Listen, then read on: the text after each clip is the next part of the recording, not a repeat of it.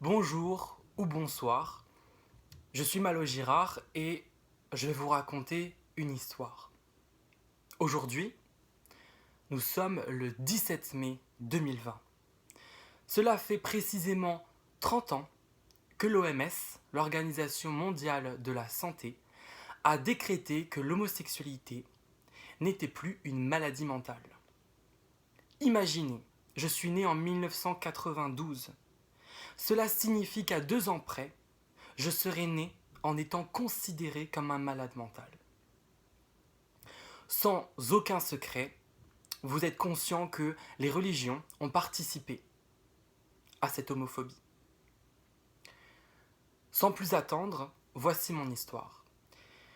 Quand j'étais petit, quand j'avais environ 8 ou 9 ans, j'étais donc en primaire en France, et lors d'une classe, nous avions étudié un certain livre que vous connaissez sans doute qui s'appelle Poil de carotte. Dans ce livre, il est mentionné un passage dans lequel le héros, Poil de carotte, va avoir un moment sadique avec un animal. En fait, il va s'attaquer à un animal. Donc tout paraît normal, la récréation arrive, nous sortons de classe et un premier élève arrive chez moi et me dit oui, finalement, ouais, toi t'es roux aussi, hein. Toi t'es comme le rouquin de l'histoire, hein. Toi t'es méchant, toi, hein. Toi t'es pas bien, toi t'es méchant. Puis là, un deuxième élève arrive. Ouais, c'est vrai, il est roux comme dans l'histoire. Ouais, c'est vrai, pareil. Puis un troisième, un quatrième.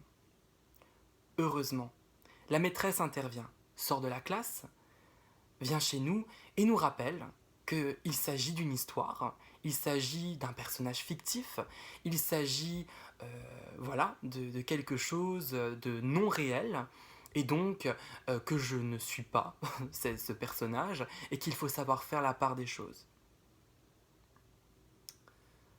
Sauf que nous, homosexuels, trans, bi ou toute autre personne différente, nous grandissons dans un monde où beaucoup d'adultes considèrent certains livres, certaines histoires, comme des faits réels.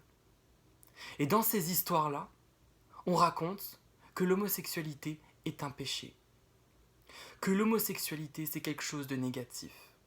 Pire encore, dans ces histoires à travers le monde, c'est très rare que nos existences humaines soient mentionnées. Ce sont des histoires en fait, nous n'existons même pas. Sauf que vous l'avez compris, pour ce genre d'histoire, la maîtresse ne sort pas de la classe. Et les élèves, en majorité, ne vont pas s'arrêter à seulement des violences verbales. Aujourd'hui dans le monde, des homosexuels et d'autres personnes en minorité sont découpés en morceaux, brûlés vifs, tués, humiliés, niés, et pire encore peut-être.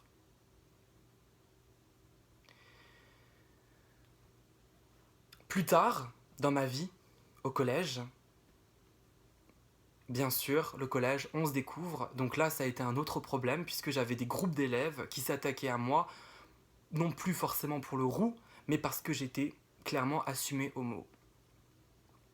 Heureusement, encore une fois, une femme, une seule femme dans ce collège, s'est montée contre ses élèves, a pris parti pour moi et m'a défendu durant des années.